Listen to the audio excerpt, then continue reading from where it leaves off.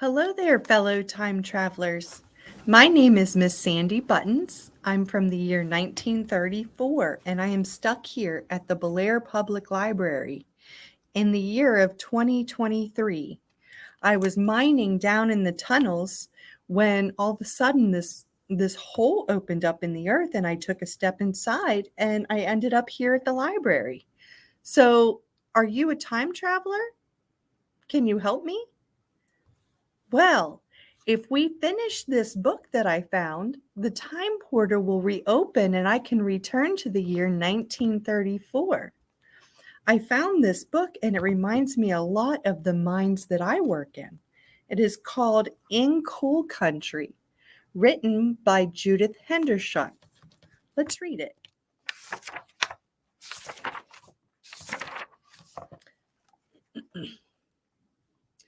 Papa dug coal from deep in the earth to earn a living.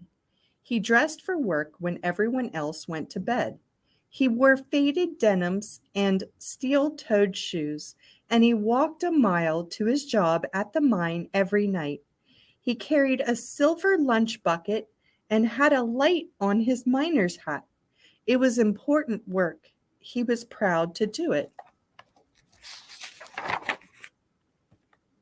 In the morning, I listened for the whistle that signaled the end of the hoot owl shift. Sometimes I walked up to the run to meet Papa. He was always covered with grime and dirt, but I could see the whites of his eyes smiling at me. He let me carry his silver lunch bucket.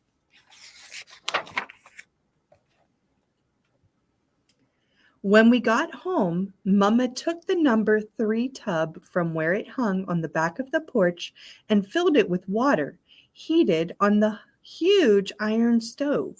She draped a blanket across one corner of the kitchen, and Papa washed off the coal dust. We got a bath only on Saturdays, but Papa had one every day. Then Papa went to bed and we went to school. We lived in a place called the Company Row. The 10 white houses sat in a straight line. They were built by the people who owned the Black Diamond mine. 2 miners' families lived side by side in each 2-story house. 75 children lived and played there in the row. We had many friends. Outside, our houses never looked clean or painted. Coal was burned in the furnaces to heat the houses and in the stoves to cook the food. The stove fires sent smoke and soot up the chimneys. The smoke had a disagreeable smell, and something in it made the paint peel off the houses. Tiny specks of soot floated out and covered everything. Our coal camp was called Willow Grove. The houses were huddled in a hollow between 2 softly rising hills. In the spring, the hills were covered with ladies' slippers and yellow spring and white violets. Mama always had a jar of spring flowers on the kitchen table. Weeping willow trees lined the banks of the creek that flowed behind the Company Row.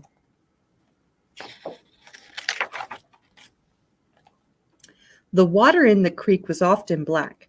The coal was dragged out of the mine in small cars pulled by mules. Then it was sent up into a tall building called the tipple, where it was sorted and washed. The water that washed the coal ran into the creek, and the dust from the coal turned it black at night. Papa sometimes worked at the picking table on the tipple to sort out rocks from the good coal. After it was sorted, the good coal was dumped into railroad cars waiting under the tipple. The rest of the stone and dirt was hauled away to a gob pile. There were gob piles all over Willow Grove. The kids from the row ran to the tops of the piles to play King of the Mountain. Sometimes a gob pile caught fire. It smoldered for a long time, maybe for days, and it smelled awful. When the fire went out, the stone and ash was called Red Dog. Our roads were made of the sharp red dog stone. Trains moved the coal in cars from the mine to power plants and steel mills on the Ohio River. The train tracks alongside the company row. We watched from the porch swing as the engineer worked his levers to guide the train, blowing clouds of hot white steam on the tracks. One engine pushed and another pulled as many as 100 cars at a time. The houses shook as the trains rumbled by. The coal cars moved all through the day and into the night. Sometimes in the middle of the night, we heard the clang of steel as the cars were hitched to the engine. Often the load was too much for the engine. It groaned. The tracks creaked.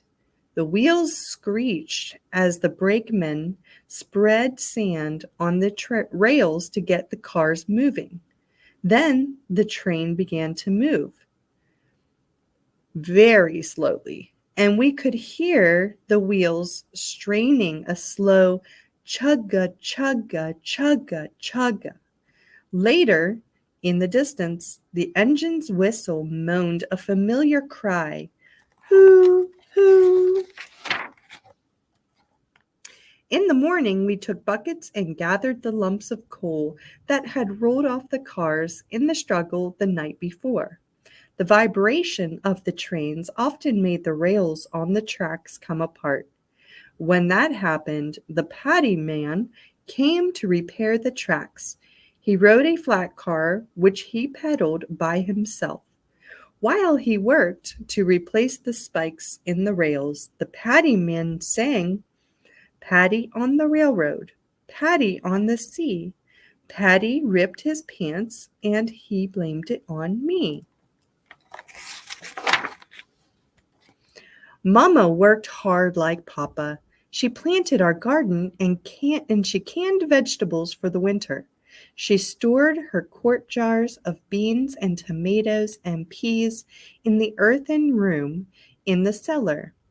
Every day, Mama baked her special rye bread in the oven of the iron stove. We often ate the bread right out of the oven with fried potatoes and sliced tomatoes. Washing the clothes was a long, hard job. We carried the wash water from the pump down by the creek. Mama heated the water in a copper boiler on her huge stove. She scrubbed the clothes on a washboard and with a stiff brush. Her hands were red and wrinkled when she was finished.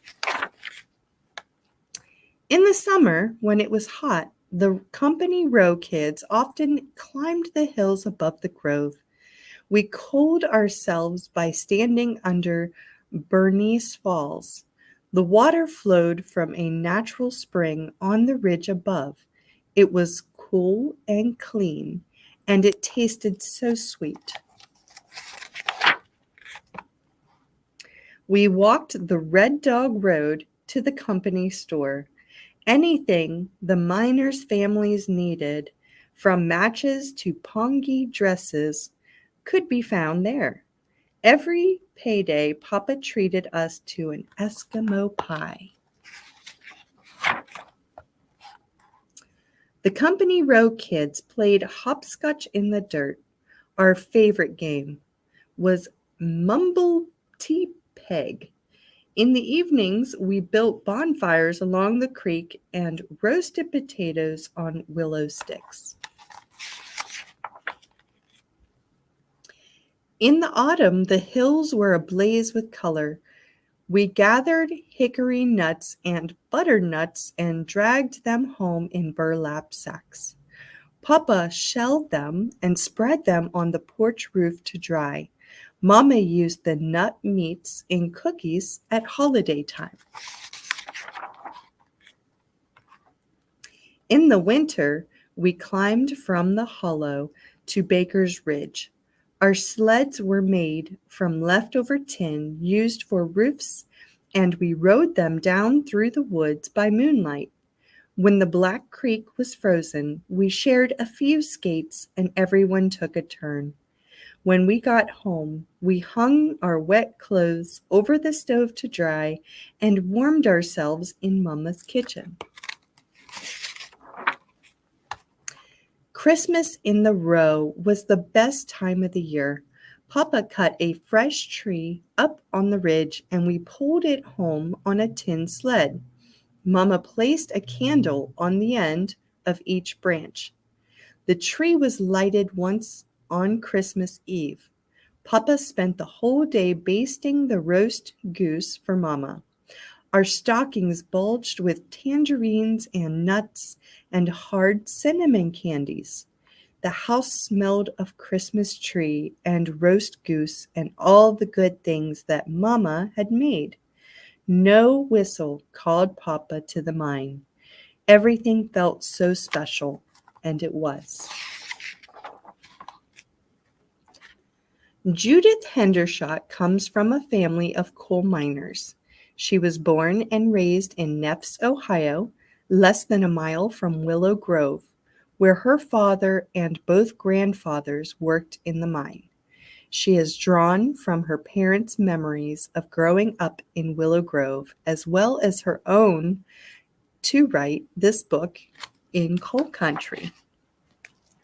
Well, fellow time travelers, it looks like the time portal is beginning to open. So before I go, I wanted to let you know that there is a craft available to go along with this story, and it is cookie mining. So please note that these cookies may have allergies and they will be listed on the craft. But you will take your cookie, you will add water to your cookie, and you're going to sort out the chocolate chips. But the thing is, one is a chewy cookie and one is a crunchy cookie. So you're going to fill out these two sheets with your experiment on which was easiest to mine, the crunchy cookie or the chewy cookie. Next week, we will be reading We Shall Overcome, which was written by Brian Collier.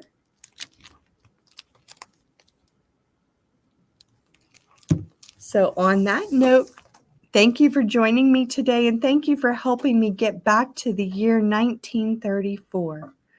Have a wonderful day.